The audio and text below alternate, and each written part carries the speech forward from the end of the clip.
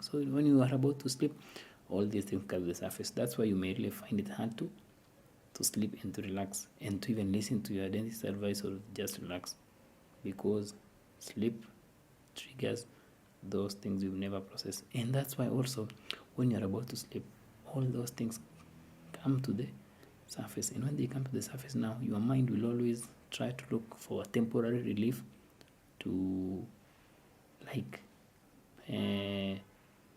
to just distract you from seeing those unhealed roots, because to the mind those things seem too painful for you to process.